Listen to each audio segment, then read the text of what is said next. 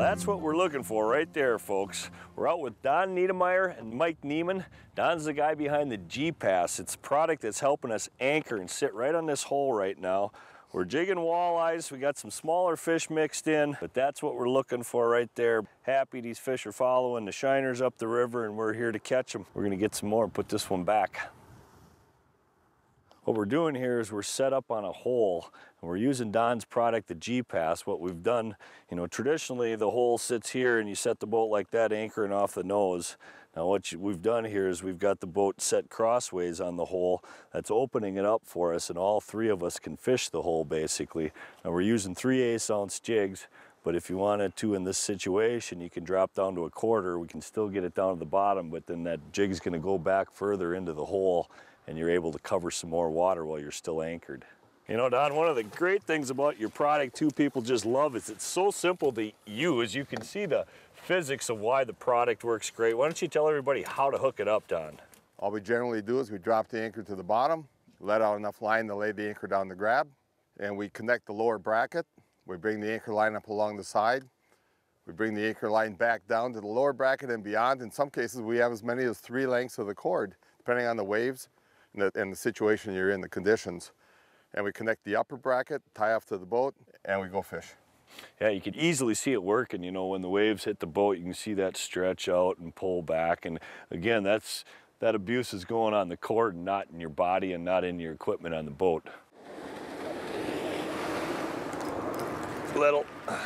There's a little pull there to it. I want to grab the net for this one there. I got that 1/4 ounce jig so far back in the hole. I thought this fish was small, but that's what we're looking for right there. You know, I had him. That's a keeper. Again, where we're set up here and we're not moving, I'm able to just keep working that jig back down into the hole, getting it into a little different territory, and that's the results right there. That's what you're looking for. Stay in one place and keep on jigging. It's a good fish. Nice fish. Oh, there. That's another. He's gonna be needing a net too. All right, do that. Yeah, and you were saying you got a lot of guys that like to use your product for sturgeon fishing up here, Don, huh? Oh yeah. Yeah, and this is probably one of the best spots in the Midwest, if not the spot to catch them. They get some big sturgeon up here every year when the ice goes out, huh? And they anchor, right? Oh yeah. So, yes, you bet. We've been hearing a lot about the Rainy River and sturgeon fishing. Definitely the guys that do it like to use Don's product. We're gonna let this guy go. When you're fishing spring or fall or any time in a river, the river fish always seem to be a little more aggressive, but we've been out on the lake too, and there you definitely need to stay in one place on that anchor. You know, if you start moving, you just don't catch any fish out there at all. We found that all this week. As soon as we didn't have the GPAS hooked up, we had the right anchor for the bottom. We knew it would grab, and that's the big thing, is that if you got to have the right anchor for the bottom you're in to start with.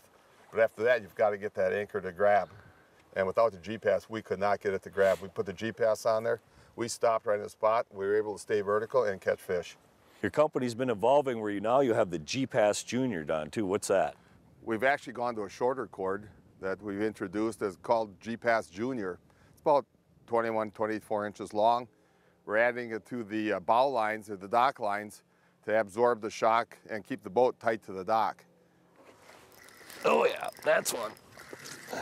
Jumper. Yeah. Surfer walleye. Yeah. Come out of there. You can see that right there, that stinger hook when you're jig fishing.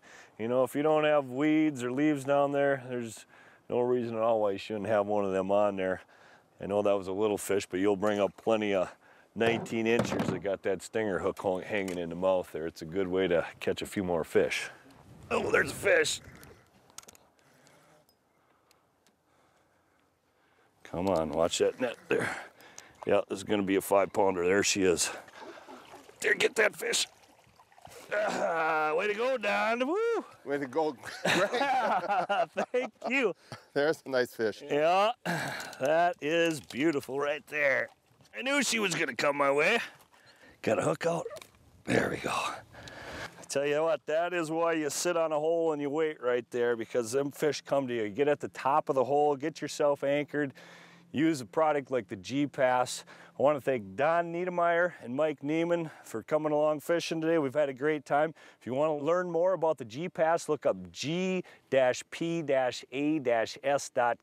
It's going to help you put some walleyes in the boat just like this. They got some videos to show you how to do it on their website. Look them up. I'm Greg Jones, Midwest Outdoors. I'll be right back.